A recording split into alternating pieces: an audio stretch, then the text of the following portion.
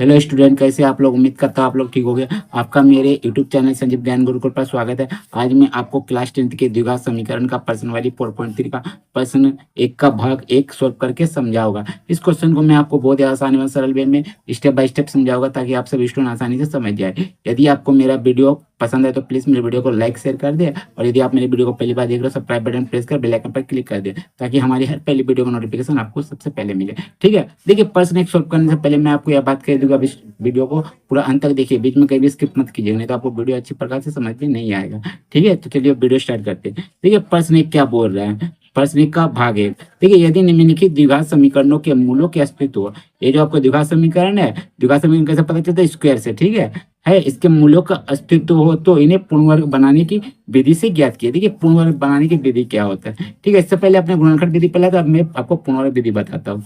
ठीक है, तो सबसे पहले देखिए क्या बोला गया, मूलों का अस्तित्व पहचानने बोला। इनका मूलों का अस्तित्व है क्या? तो मूलों का अस्तित्व कैसे पता चलता है, देखिए मैं बता रहा हूँ। देखिए मूलों का अस्तित्व पता चलता है आपका विविक्तिकर निकाल के। विविक्तिकर यानी डी। ठीक है, डी क्या होता है? मूलों के अस्तित्व के बारे में आपको पहचान कराता है। ठीक है, तो डी का फॉर्मूला क्या होता है? B square minus 4ac। ठीक है, यदि डी बराबर आपका 0 प्राप्त हो, जो फॉर्मूला पुट कीजिएगा डी का मान 0 आ जाएगा तो मूल वास्तविक समान होगा। यदि डी का मान धनात्मक प्लस संख्या होगा, कोई भी प्लस, चाहे प्राकृतिक कोई भी प्लस संख्या हो, या ठीक है +1 2 5 कुछ भी, ठीक है नंबर, तो आपका डी का तरफ बड़ा का चिन्ह लिखते हैं, 0 में डी ग्रेटर देन 0 लिखते हैं, तथा मूल वास्तविक असमान होता है। ठीक है, और यदि डी का मान ऋणात्मक माइनस संख्या होगा, कोई भी माइनस में आएगा संख्या, तो डी लेस देन 0 लिखते हैं, 0 की तरफ बड़ा का चिन्ह होता है। ठीक है, तब क्या होता है? कोई वास्तविक मूल नहीं होता है। तो थर्ड कंडीशन में आपका डी निकालने के बाद आगे नहीं बनता है। ठीक है, आपका पूर्ण वर्ग विधि नहीं बनेगा, लेकिन इन दोनों कंडीशन में पहला और दूसरा में आपका बनेगा सवाल आगे। ठीक है, तो चलिए मैं बनाता हूँ। ठीक है, चलिए तो देखिए हल लिखता हूँ पहले। तो पहले मैं डी निकालूंगा, हल लिखता हूँ। ठीक है, लिख दिया मैंने हल। तो क्वेश्चन उतार लेता हूँ, 2x स्क्वायर माइनस 7x और +3 बराबर 0। तो देखिए कैसे, सबसे पहले लिखिए कि यहाँ a बराबर, देखिए a, ये जो एक्स स्क्वायर का पहले जो होता है 2, ए स्क्वायर वाला पद का पहले जो 2 आता है a का मान है। ठीक है, फिर b बराबर है x का जो है, मैंने जिसका पावर 1, x का घात 1 है, तो उसका आगे का होता है b का मान होता है। तो देखिए -7 लिखिएगा। ठीक है, माइनस को छोड़ना नहीं है, प्लस को लिखना जरूरी नहीं, माइनस को लिखना जरूरी है। और c बराबर कितना आपका 3 लिख दिया मैंने। अब यहाँ आप डी का फॉर्मूला पुट कीजिए, इसीलिए डी बराबर क्या होता है? B square minus 4ac। ठीक है, तो बी स्क्वायर यानी -7 का स्क्वायर। ठीक है, कर दीजिए। फिर 4 लिखिए, बी 4ac क्या आपका गुना में है, इसीलिए सबको गुना में लिखिए। ए कितना आपका 2 लिख दीजिए, और सी कितना आपका 3 है, 3 लिख दीजिए। तो -7 का स्क्वायर कीजिएगा, आपका होता है 49, 7 49, और माइनस माइनस प्लस, इसलिए प्लस होगा। फिर -4 3 बार 24। ठीक है, 24 आप घटाइए इसको, तो 9 में 4 किया 5, और 4 में 2 किए 2, 25। ठीक है, 25 आपका मान क्या है? डी क्या आपका प्लस में है, ये 27 आपका क्या है? डी सब जगह लिख दीजिए। 27 क्या है, इसका आगे कुछ नहीं, 25 का मैंने प्लस है, तो आपका 27 प्लस में है। तो लिखिएगा चूंकि डी ग्रेटर देन 0, मैंने 25 आपका प्लस में है, तो ये तो 0 से बड़ा है 25, इसीलिए क्या किया, डी का तरफ बड़ा का चिन्ह किया, 0 का तरफ आपका छोटा है। ठीक है, मतलब बड़ा चिन्ह डी तरफ हो गया, ग्रेटर देन 0। तो लिखिए तो मूल वास्तविक, तो मूल वास्तविक एवं असमान है, असमान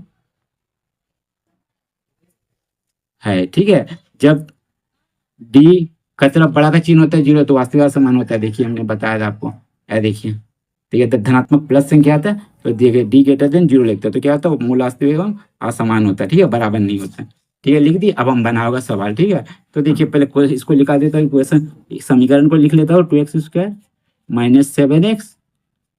अच्छा ठीक है, अच्छा से लिख देता हूँ 7x और +3 बराबर 0। तो देखिए पूर्ण वर्ग विधि से आपका समीकरण कैसे बनता है? तो देखिए पूर्ण वर्ग विधि से बनेगा दो तरीके, एक गुणनखंड विधि से और एक भाग विधि से। तो देखिए गुणनखंड विधि, जो एक्स स्क्वायर होता है उसका पहले जो 2 है उससे सबको गुना करेंगे, बराबर का राइट साइड लेफ्ट साइड सबको 2 से गुना करेंगे। मैंने 2 को 2 से 2 दूनी 4, 2 से 14, 2 3 6, 2 से 0 को, और एक होता है भाग विधि से। भाग विधि से करेगा तो सबको 2 से भाग देगा, ठीक है। तो हम क्या करते हैं, भाग विधि से आपको सॉल्व करके दिखाते हैं। तो देखिए 2 लिखिए, यहाँ लिखिए 2x² बाई 2, फिर -7x/2, फिर +3/2 बराबर लिख दीजिए 0/2, ठीक है। सबको 2 से भाग दे दीजिए। यहाँ लिख दीजिएगा दोनों तरफ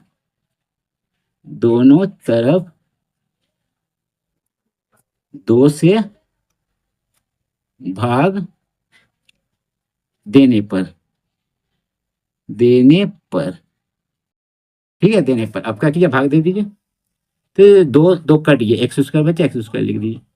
ये तो ये उतरेगा 7/2 x, अब प्लस क्या लिखे 3/2, इसको भाग नहीं जाएगा और ये भाग जाएगा, 0 आ जाएगा, क्योंकि 0 से कोई भी संख्या को भाग देते तो 0 होता है, गुना भी करने 0 ही होता है, ठीक है। अब क्या कीजिए, x² को यहीं रहने दीजिए, -7x को भी यहीं रहने, 7/2 को भी यहीं रहने दीजिए।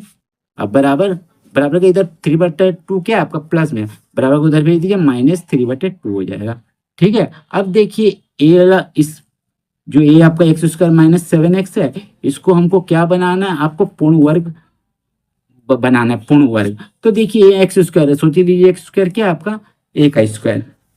ये समझ लीजिए आपका 2ab है, 2ab, तो आपका b² खोजना है। तो आपको कैसा पता चलेगा कि आपका b² कैसा पता चलेगा, आपको इस इक्वेशन में लाना है। देखिए x² -7x, 7/2x है, देखिए आपको इसमें लाना है। यहाँ क्या कीजिएगा, a का स्क्वायर -2ab में सोचिए, आपको प्लस b का स्क्वायर लाना है, ठीक है, b का स्क्वायर लाना है। तो फिर आपको -b का स्क्वायर का रूप में आपको यहाँ बैठाना होगा, ठीक है। तो देखिए मैं करता हूँ कैसे। तो इसके लिए क्या विधि होता है, देखिए, तो देखिए आपको इस प्रकार इसको अरेंज करता है पूर्ण वर्ग विधि से, ठीक है, अरेंज करना। तो देखिए कैसे करते हो, तो बराबर यहाँ दीजिएगा, देखिए x² का लिख दीजिएगा, ठीक है, फिर माइनस, फिर देखिए यहाँ 2ab, ये आपका 2ab का मान है, फिर प्लस b² आपको बैठाना है, ठीक है, 2ab, फिर लिखिए -2 गुना a का मान सोच लीजिए x है, ठीक है, एक्स है, तो यहाँ लिख दिए एक्स। और बी का मान कितना आपका, बी का मान देखिए कैसे निकाल रहे हो, देखिए जैसे बी का मान मैंने लिख के रखा हुआ है, यहाँ देखिए ना, अरे ये लिख के रखा हुआ है, 7/2 है, 7/2 गुने, यहाँ देखिए सबको क्या कीजिएगा 1/2 से भाग दीजिएगा, जितना भी संख्या हो उसको 1/2 से भाग दीजिएगा ना, तभी आपका पूर्ण। तो 7 × 7 और 2 दूनी 4, ये आप लिख दीजिएगा यहाँ 7/4, ठीक है, फिर प्लस लिखिएगा, अब बी का स्क्वायर यानी 7/4 का स्क्वायर, अब बराबर -3/2 को ऐसे लिख दीजिएगा। अब देखिए एक अब एक्स्ट्रा आ गया आपका, पहले तो ये था, ठीक है, लेकिन एक एक्स्ट्रा आ गया 7/4, तो बराबर का उस साइड भी आपको 7/4 को लिख देना, 7/4 का स्क्वायर, ठीक है, क्योंकि बराबर का इस साइड प्लस में, बराबर का उस साइड अगर सेम रहता प्लस में तो आपका दोनों कट जाता, तो जो आपका पहले तो ये आ गया, तो ठीक है। अब आप क्या कीजिएगा, अब आप कीजिएगा इसको, आप क्या कीजिए फॉर्मूला रखिए, देखिए ए आपका a - b का होल स्क्वायर में, तो ये देखिए x हो गया, अब b देखिए क्या हो गया, माइनस का लिया, माइनस का फॉर्मूला होता है, और 7/4 का स्क्वायर हो गया। अब बराबर बराबर का उधर क्या आपका देखिए -3/2 लिख दीजिए, अब प्लस लिख दीजिए, अब इसको 7/4 को तोड़िए, तो 7 का स्क्वायर कीजिएगा 49, 4 का स्क्वायर किया 4 × 4 = 16, समझ गया इतना। अब क्या कीजिएगा, ठीक है, अब देखिए, ठीक है, इसको हमने इस फॉर्मूला में तोड़ दिया, देखिए इसको मैंने इस फॉर्मूला में तोड़ दिया, देखिए या देखिए इस फॉर्मूला में हिसाब मेला था, देखिए या देखिए x² - 2ab + b², दिया a² - 2ab b², ठीक है, हमने a - b का स्क्वायर में हिसाब में रख दिया, a हो गया एला, b हो गया एला, माइनस है फॉर्मूला, माइनस तो माइनस स्क्वायर, ठीक है, ठीक है। तो इसको सेम लिख देता हूँ, एरो का चिन्ह दीजिएगा, x - 7/4 का स्क्वायर बराबर, अब इसको क्या कीजिएगा लासा लीजिएगा, 16, 2 का लासा 16 आया, ठीक है, 2 को 16 भाग दिए, 2 × 8 = 16, तो 8 × 3 = 24, ऊपर बराबर गुना कीजिए, प्लस 16 भाग दिए 1 से 49 को 49, ठीक है। अब क्या करेंगे हम, x - 7/4 को सेम लिखिएगा, स्क्वायर डालिएगा बराबर, अब देखिए दोनों घटाएंगे तो आपका आ जाएगा 25/16, आया आपका 25/16।